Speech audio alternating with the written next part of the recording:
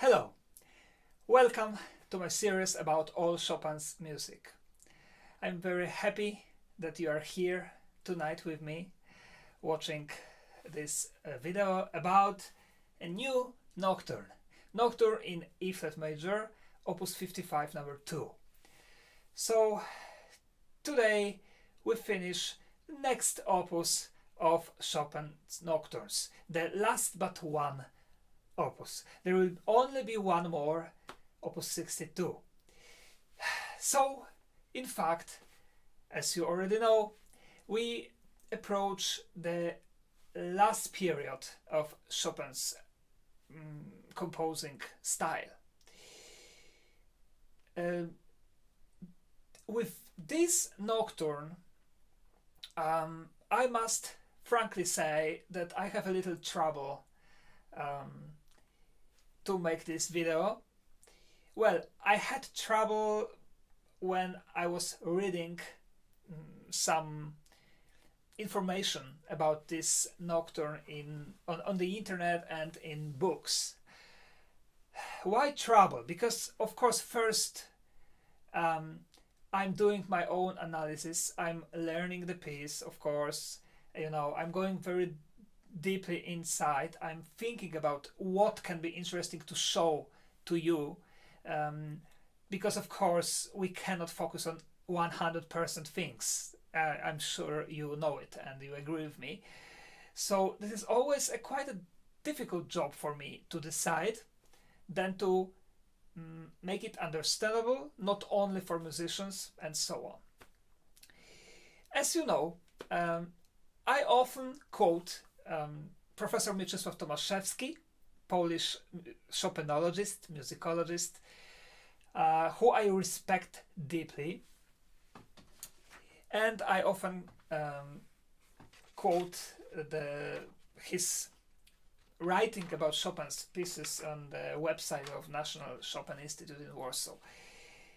And here comes my problem, because what I read is not what I first saw in this Nocturne and what I want to show you tonight. But to be sincere, first let me just read a little about what we can find on the internet about this Nocturne. The music of the second of the opus 55 Nocturnes has been referred to as notated improvisation. Here I have to stop, and I just would like to tell you that this is the first sentence which I disagree. I prefer to call notated improvisation opus 62, especially opus 62 number 1. So the Nocturne which we will talk about next week.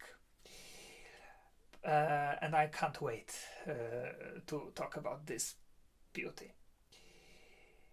In my opinion, this Nocturne is something else, although I do understand the point, but I think this Nocturne is deeply thought of, and we are going to talk about it today.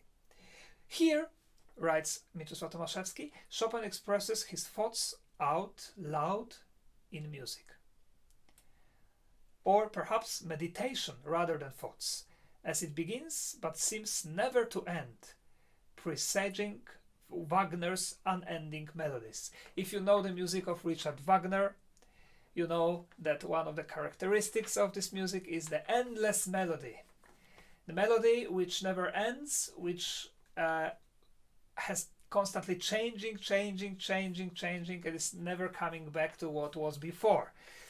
Chopin didn't write melodies this way, but as it is also true that when he approached his later period of composing and of life, he started to change the architecture of his melodies, and we will see it here, but especially we will see that in opus 62.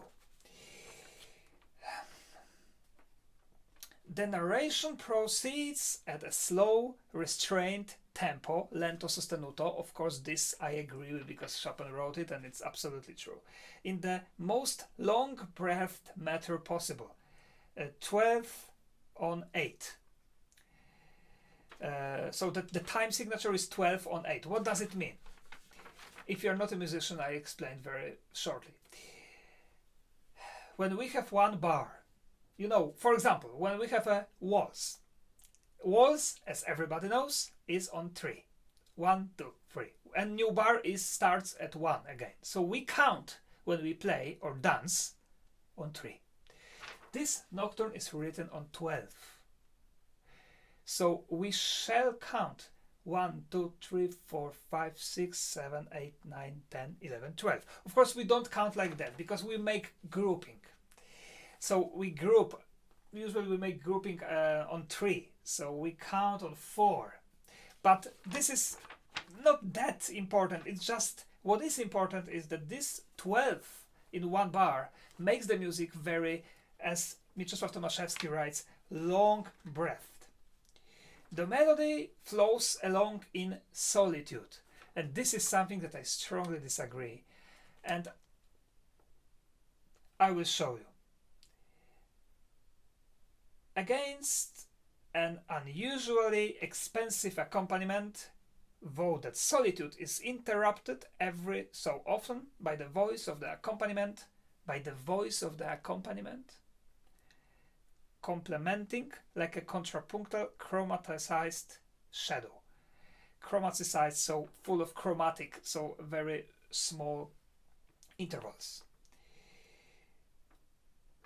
The upper part crystal clear and sublime. Okay, I have to stop here and I have to now start to play the music because I'm afraid you will just turn off this video, which I would really not like you to do, because we have tonight we have a great adventure.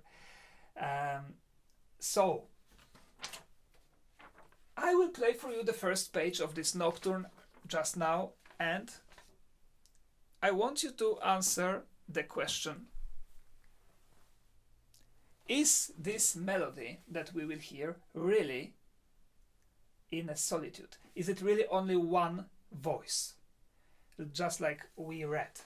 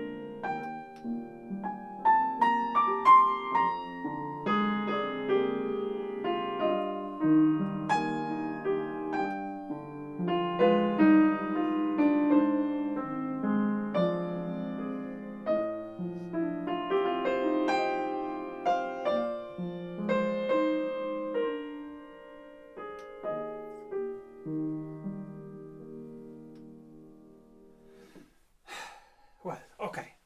So now, my answer is no. We didn't hear only one voice. And let's start the analysis just from that. Because this was, we can call it part A of the Nocturne. And in reality, I must tell you, I frankly don't understand why I didn't find information about it on the internet or in books about what I want to present to you today. And I was really surprised that even Professor Mieczysław Tomaszewski didn't write anything about it. It seems like he somehow treated this nocturne for granted. I mean, just like another beautiful melody. Or, which also can be true, he somehow judged this nocturne on the basis of some recording, interpretation of some pianist who doesn't show the second voice. It happens, and it happens quite often, and I will show you why it is so important and what difference does it make. Okay, so first of all, let's only focus on melody. What do we have here? Soprano.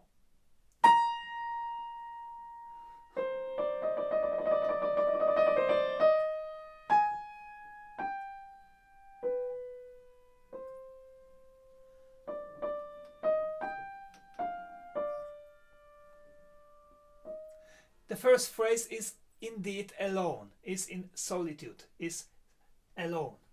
But this is only the first phrase. What happens next?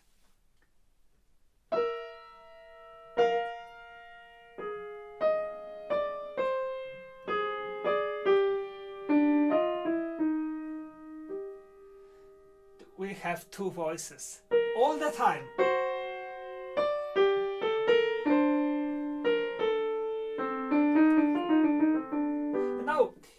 To make it more clear, I do two things. Now, first of all, I play for you every voice separately. So let's imagine this is a couple.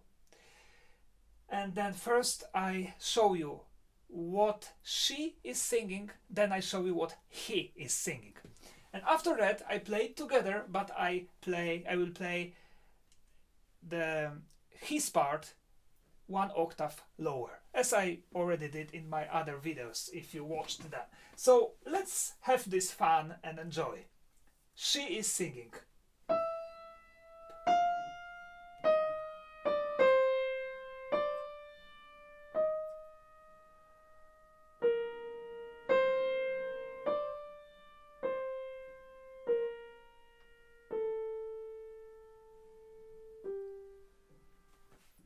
He is singing at the same time.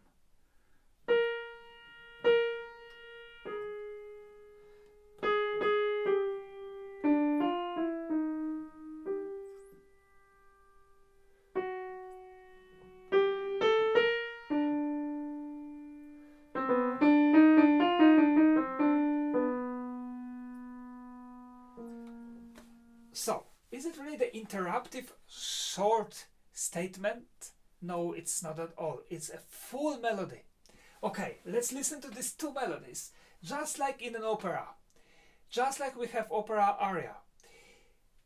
And I will play for you his part one octave lower, so that our ears can easily differentiate two voices.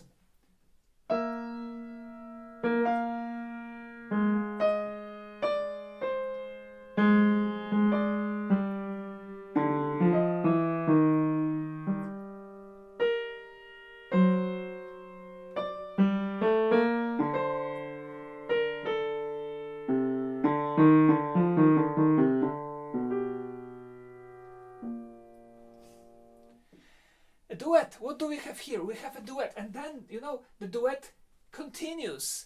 Let's listen to the continuation. She is continuing singing, and he will answer and sing together with her.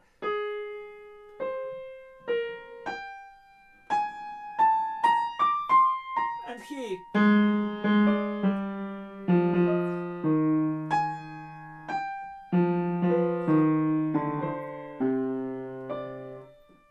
Okay.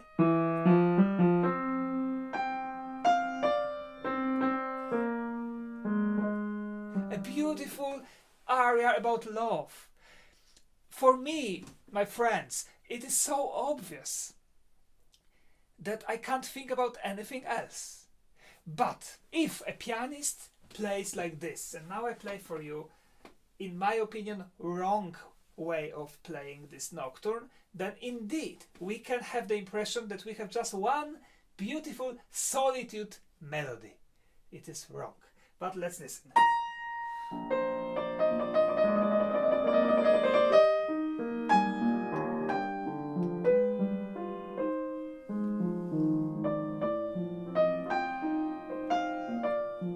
And then here, if I focus continue focusing only on the top, then we have this kind of wrong interpretation.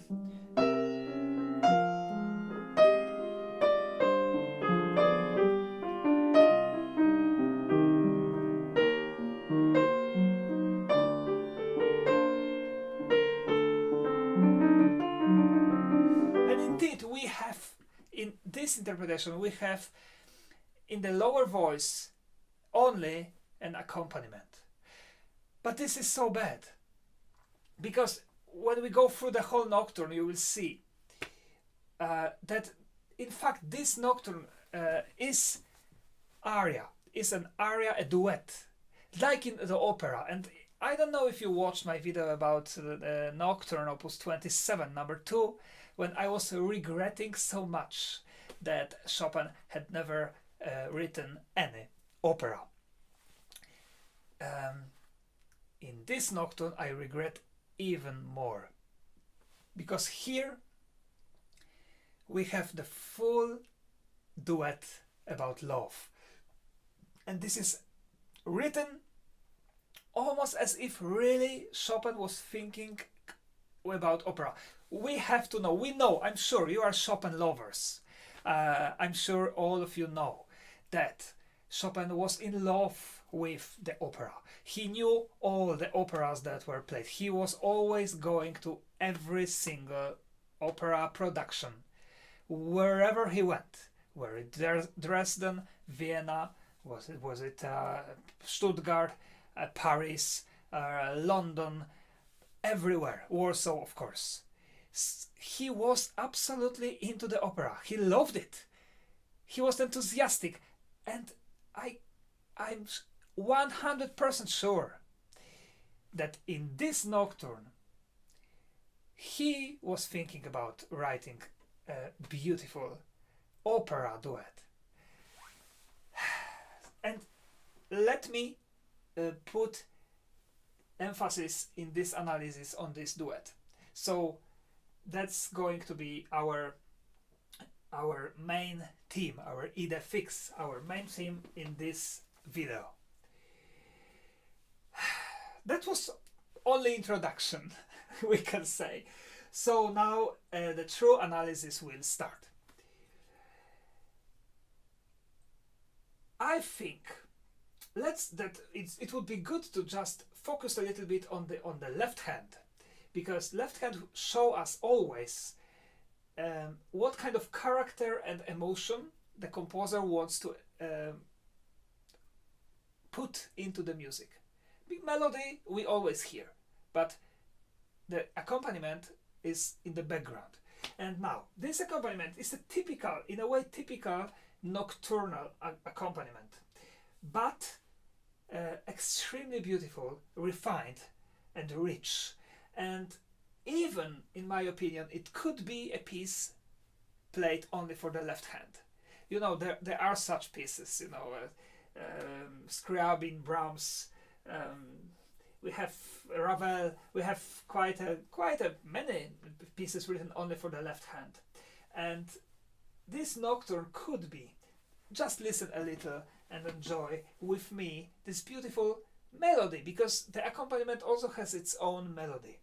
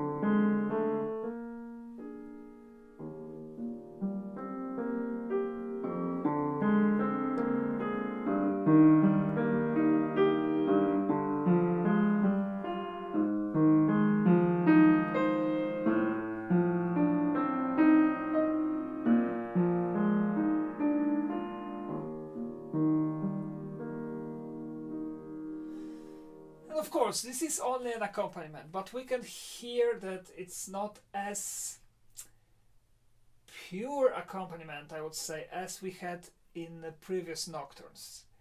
Chopin starts to put something more, some more extra notes, which makes these harmonies much richer. And I can easily imagine orchestra playing this. Of course, Chopin was not good at writing for the orchestra, and this is the main reason why he never decided to write an opera. Another reason, by the way, was that he was afraid that his opera will never be played, because it was not so easy to premiere an opera of a new composer, especially in Paris. He wrote about that problem in the letter for his teacher, Joseph Elsner, who asked him to write an opera, because it's a very interesting topic, by the way. It was very important that time when Poland didn't exist on the map of Europe. We needed a composer to write a national Polish opera that would be famous all over the world, because then all the world would know what Poland is, what history of Poland is, because probably this opera should have been based on our history. And that was a dream of all the Polish people, in fact. And everybody expected Chopin to write an opera. But Chopin refused. Consequently, until the end of his life, he didn't feel good enough. So he was very modest. Who knows? Maybe he was wrong, but we will never know. But in this nocturne, let's please imagine that we have the opera. And now let's imagine the opera, duets are usually later in the opera, not immediately at the beginning. We have some very beautiful moment of love, a couple. And she starts to sing about love, and then he comes and they sing together. And this is a very beautifully written, because he sings a completely different melody, but it works. And to play it with one hand, because we have two voices in one hand, is not an easy thing to do. A pianist has to practice that, master it endlessly every day for hours. At least I did, because I was never, and I am still not fully satisfied with phrasing, legato, and differentiating these two voices in only one hand, because I have only 5 fingers to do so. But let's just enjoy and imagine the opera. I will emphasize a little the voice of a man, because that makes it easier for the listener to catch that he is coming and starts to sing together with she. She starts forte, so passionately. The nocturne starts passionately, immediately from, oh, what love I feel towards you, for example. But don't laugh at me, and don't think I'm crazy. Maybe I am. Maybe one needs to be crazy to put feelings into this music. But this nocturne must be played with a lot of imagination. Otherwise, the music is about nothing. And we cannot have music about nothing. Maybe in the next video, next week, about Opus 62, I will have a different approach. And we talk about this. But this nocturne is definitely not. Full of passionate feelings. Can you hear the soprano? Here, she is vibrating her voice. Okay, let's listen to the whole duet.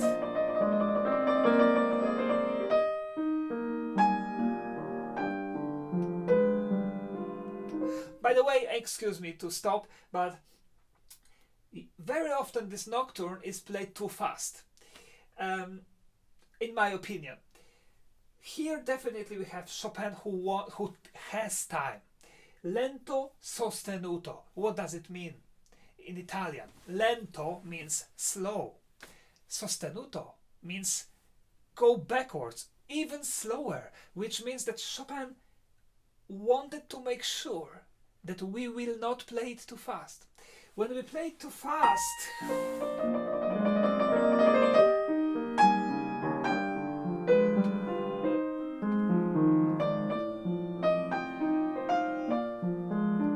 of course we will have the beautiful music as well, because it is beautiful music.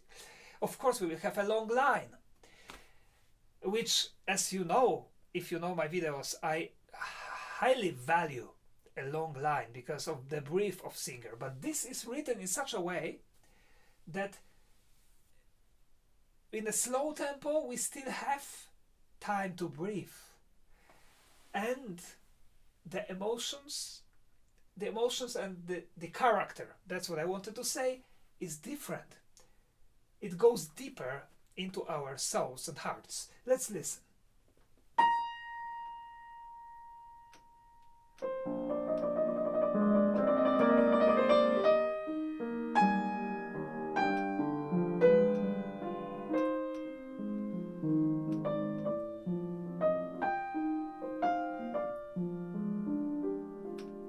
And now he starts to sing together.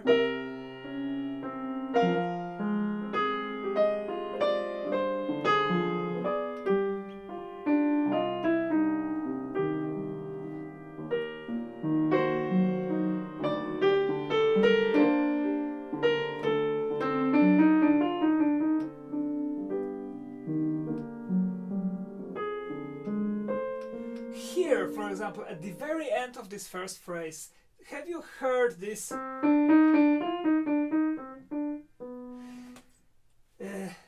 short notes, fast notes, I mean, that he is singing?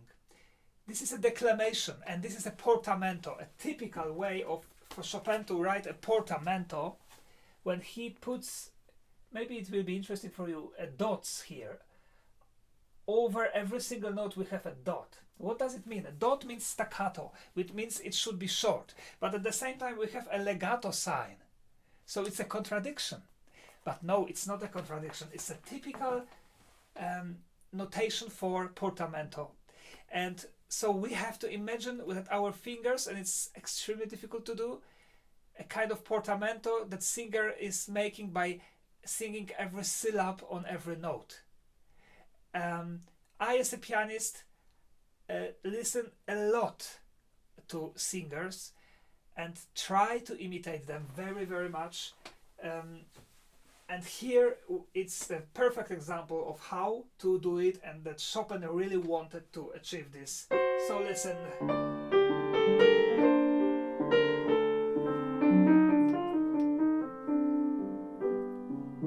Okay, and the phrase continues. She is singing about love. And he answers. Again and again.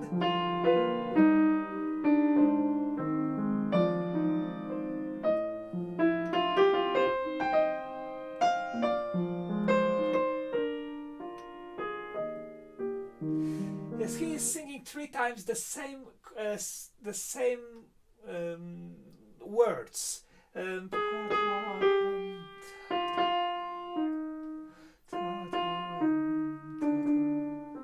you know, our imagination can think about whatever words we want. What he's singing, it doesn't matter. We can imagine, we can.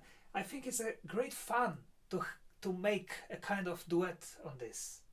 And let me play again the whole page, because this is so touching that even if we are on the internet now, I deeply believe it's possible to get deeply touched by listening to this music just now. And I will definitely put all my feelings, and I will shut up now and don't say a word.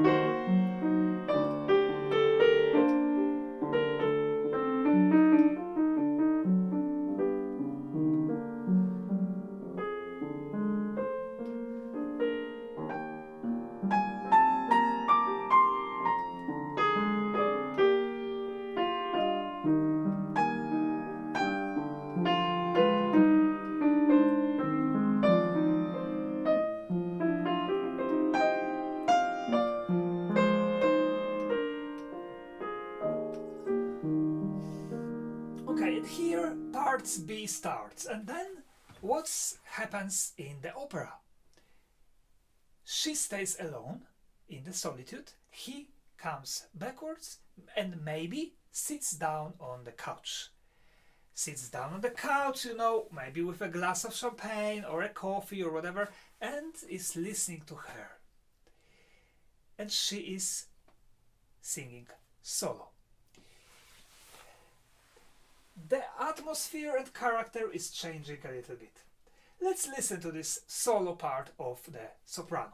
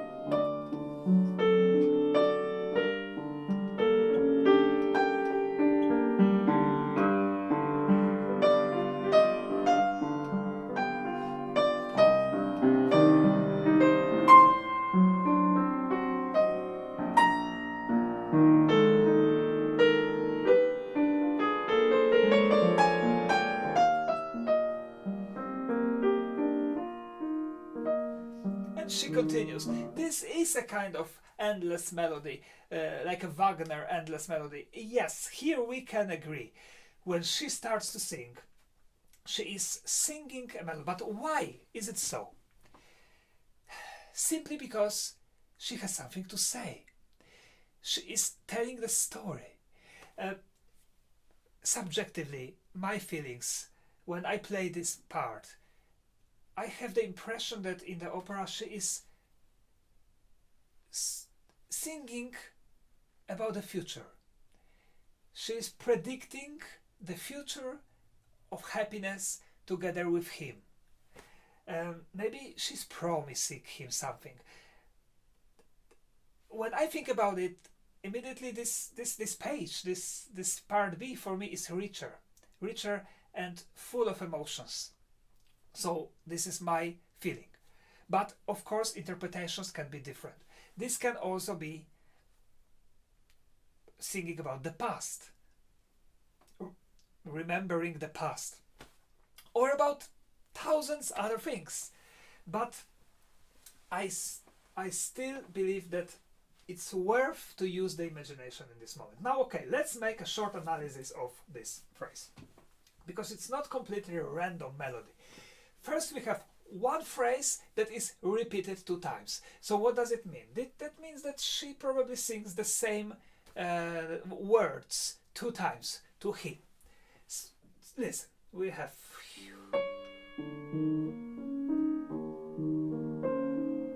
Oh, excuse me, and by the way, the accompaniment on the left hand here.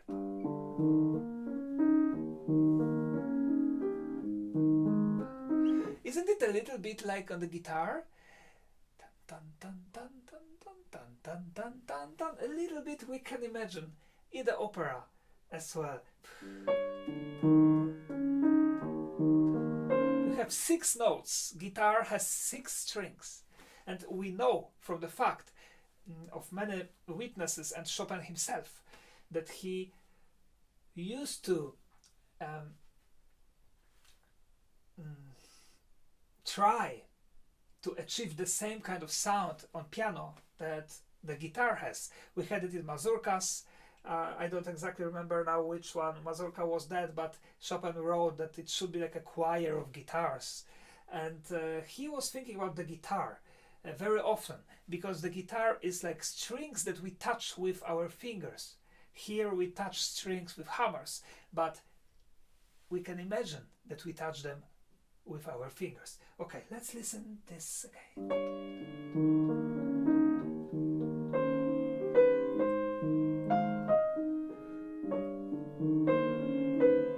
Okay, and then again the same phrase, but higher.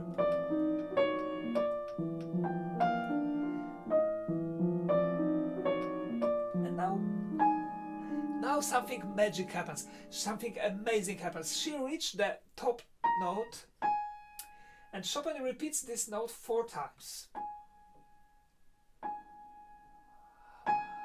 And you know, on the piano it's impossible to make, like a singer can make a crescendo, right, on the one note, but I think Chopin writes here crescendo, and inside himself he was imagining this crescendo. So here we are, as if it should be written, as if it is written.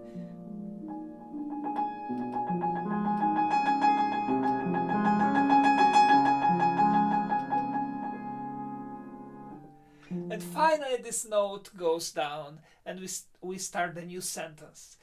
But if you know the opera, I'm sure you know arias like that, when the singer is reaching the top note very silently, and we hear this note slowly, and it's more and more and more and more and more and more, and it comes so much inside us, and it's so beautiful. So this is the moment. This is the moment. Listen.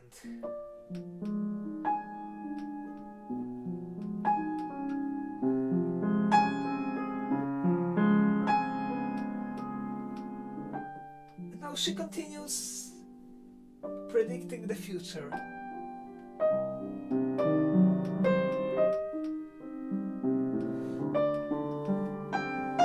Sorry.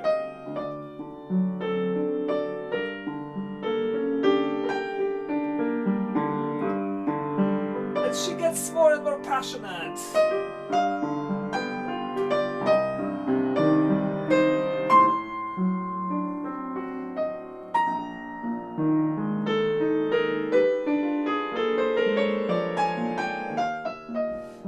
This is a perfect phrase for the singer. Every singer, I'm sure, would love to sing such an aria, because it starts from piano. I'm talking now about part B. It starts from piano,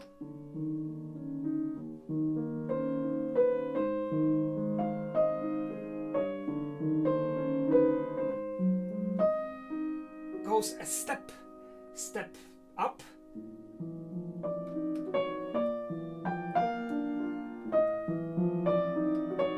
this beautiful long note that is skipping.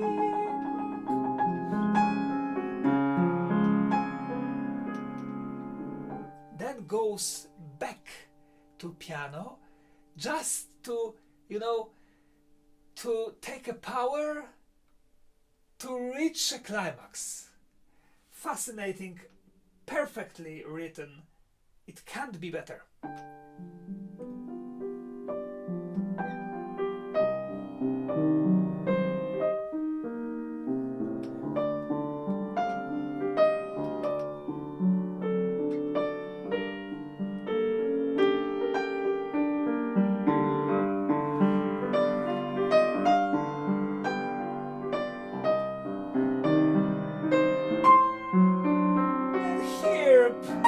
Something very important to say. Listen.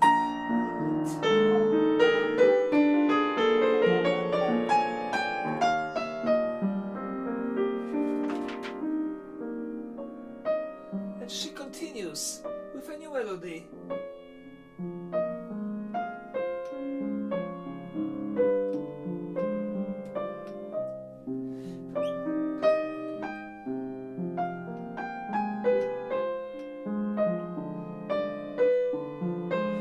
She approached him. I have to stop here and I play again, because I tell you, she is approaching him closer and closer, looking deeply into his eyes.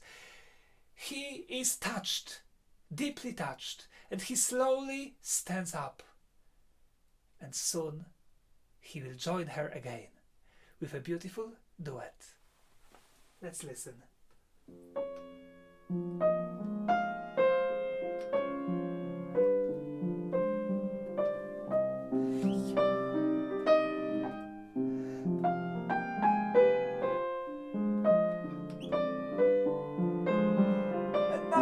Joining her.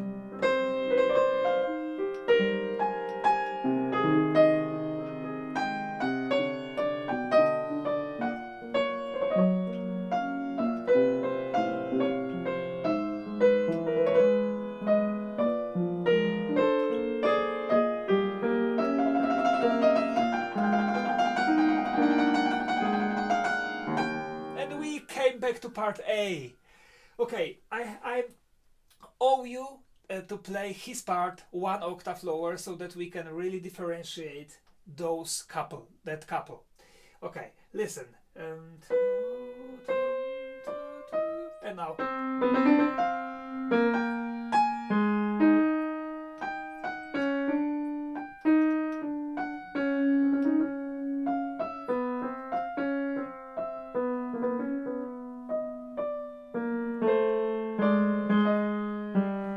Beautiful. So he has some short motifs.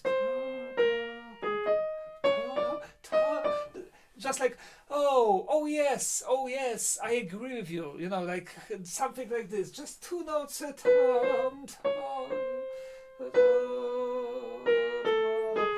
and she continues longer melody.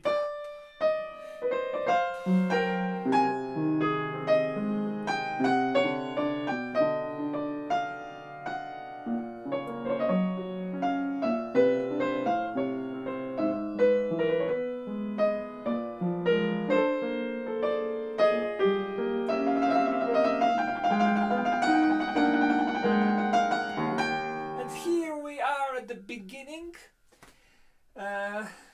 part A, forte fortissimo, so extremely passionate. They are so close to each other.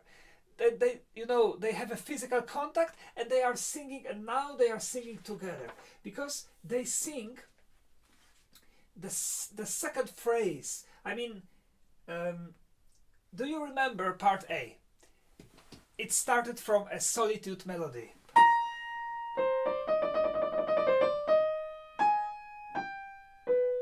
Right? Then they were together.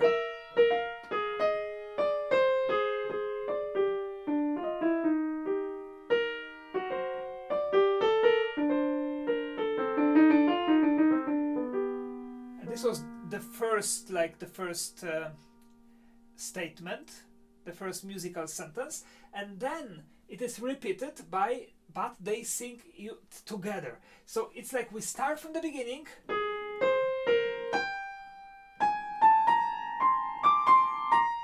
Like at the beginning. And he was answering ta ta dum, ta ta, right? Do you remember? So I'm talking about it because now when part A comes back, we start exactly from this moment. But listen to this passion here. It's unbelievable how passionate this music is. And he answers.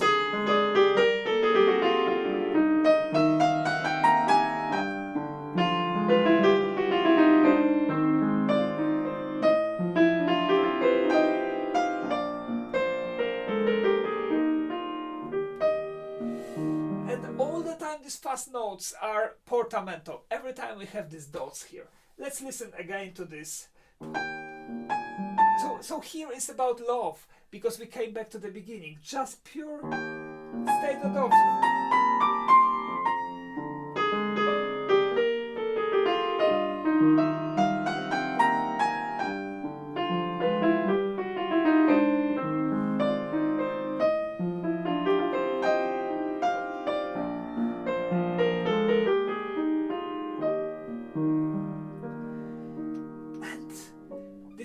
Was so big that Chopin is not repeating it second time again, because he feels, and perfectly, that it's too much. Instead, we go a little back and she starts to sing again the melody from part B, but the first melody. So from part B. So this is not really an improvisation like Professor Tomaszewski wrote, or some other musicologists also, because it is a deeply thought of construction. Part B, but this time in part B, he is not anymore sitting down. It's too passionate that can you imagine him now after all this just to leave her and go back to his couch? No, it will not happen anymore in this Nocturne. Not at all. We will not have it. And that's why also I think it's a perfectly constructed duet. She is singing what what she had already sing before.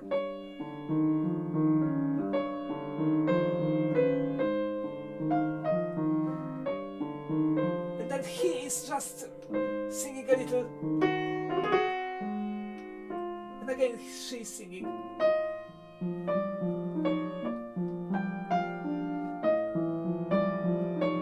And again this note. One note.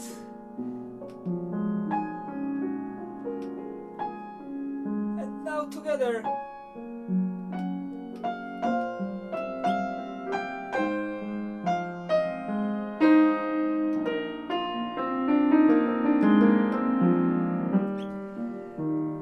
This was he.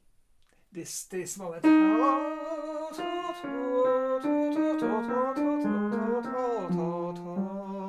He was singing full of love, beautiful melody. And this is interesting because he interrupts her.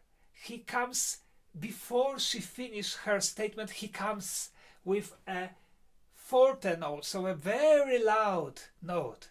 So that Chopin is very aware of the fact that it's not easy to make with one hand. So he wants to help us so that the listener, you can catch the duet again. I show you this again from this top note.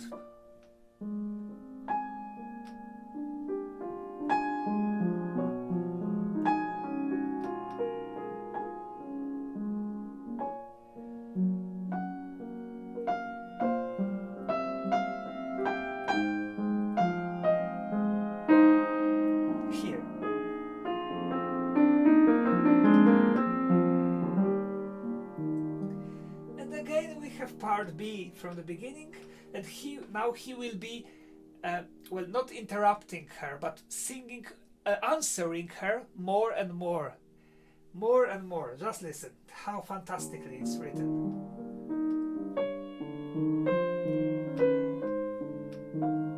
Now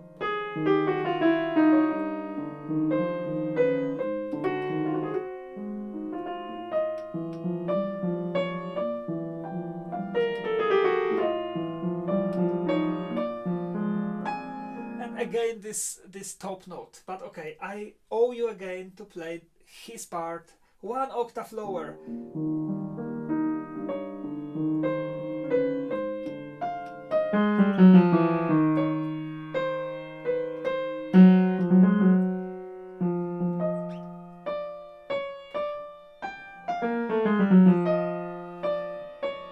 Now the top note.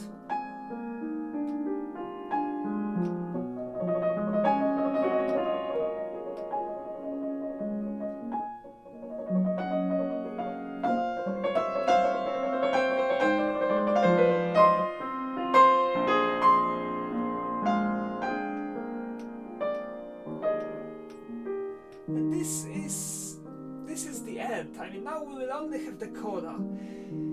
The coda which brings, which puts Chopin's music into another level, another, I would say, a century later. We will hear suddenly Claude Debussy, we will hear Maurice Ravel. This ending of this nocturne is very innovative. Chopin definitely is looking for new language, and here especially we can hear it. I play it for you now until the end, and I just want you to listen to this in this approach, how innovative it is harmonically, and when it comes to the way how it's written, pedaling a lot, mixing notes together. Just listen.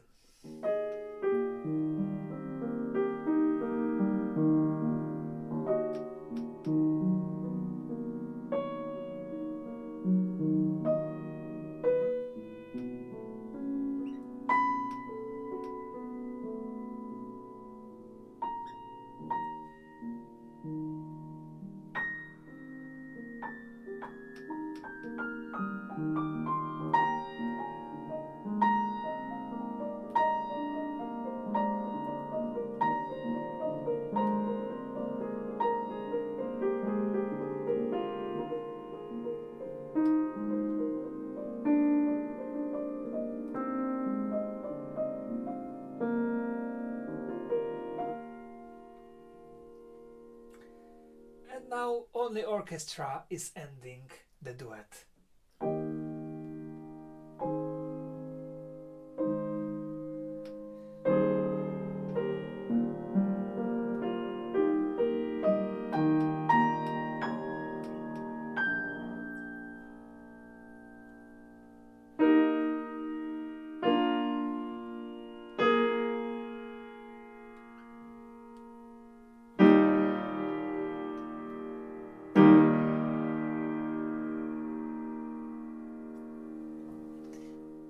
Strings, like in Puccini. The ending is extremely operatic. It's just like the opera. So as you see, I'm obsessed with this thought. Okay, now let's make an analysis of that, because I think it's worth it. We have so much magic in this moment. I know not all of you are musicians here, but I know that also some of you are. I want to show you what an extremely innovative harmonic connection Chopin is using here. For non-musicians, I just tell you that this what Chopin is using here was forbidden. We can say he was not studying that at school. Professors told him never do it, because you cannot do it, it's not allowed, it's absolutely wrong. For musicians, Chopin connects B major with E flat major. What does it mean? When we have B major, we have 5 sharps. E flat major has 3 flats. Played together, these are not keys that are close to each other. Not at all. They are extremely far away. And put them one next to another without anything in between is something strange. But here it sounds so beautifully, and I'm sure that Chopin invented it himself. He didn't hear it in any other piece. He was experimenting on the keyboard. He found how fantastic this is, and he put it in this moment. Now let's just listen. I show you where exactly we have it.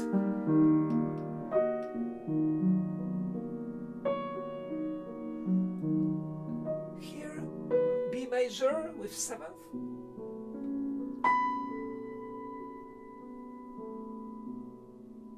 and E flat. And now what happens? We fly. It's like we fly. We go so high, and we just fly like a bird. And now one of the interpretations that can be is that because we have one note like a bell up there.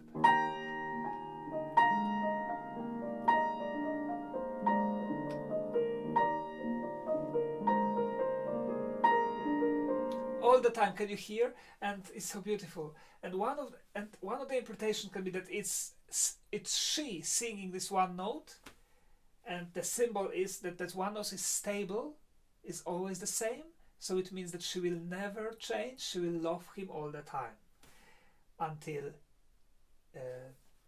the end of her life. But definitely it's just some voice. And then there is an answer to this voice. And the answer will be with the scale. The scale going down. So just what he wrote, what he was singing at the beginning. This very important statement of him. Do you remember what I played? I played this. Now he. And here at the end, he is once again singing to her, "I love you." Such a beautiful moment. Listen again. I want to show you again this harmonic structure.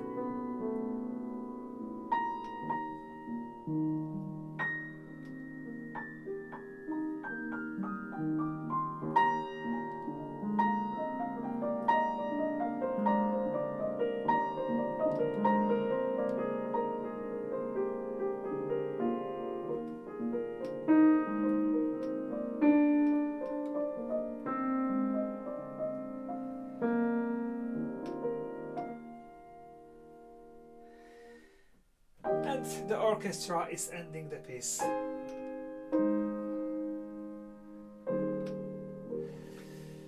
And that's the end. So I will play it for you now in its entirety.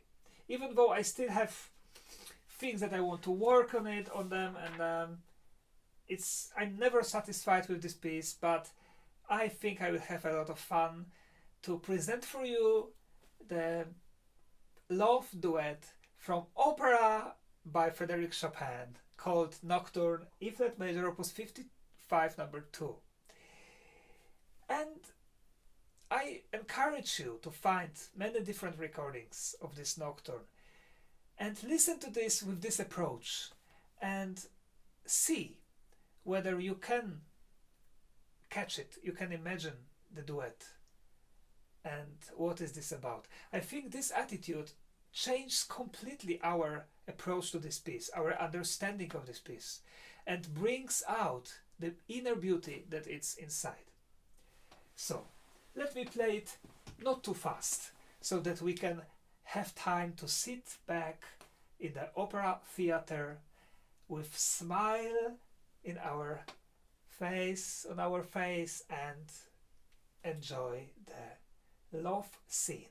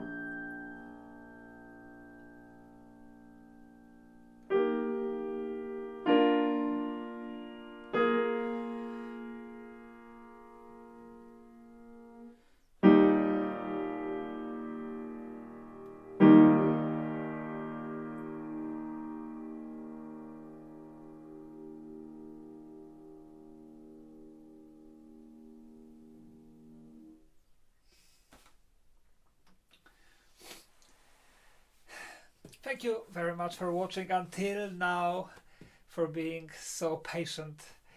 I hope you enjoyed the video. And well, now we approach the last opus of Chopin's Nocturnes, opus 62. Personally, probably my favorite. So I can't wait to record a video about them for you. See you soon, and bye bye.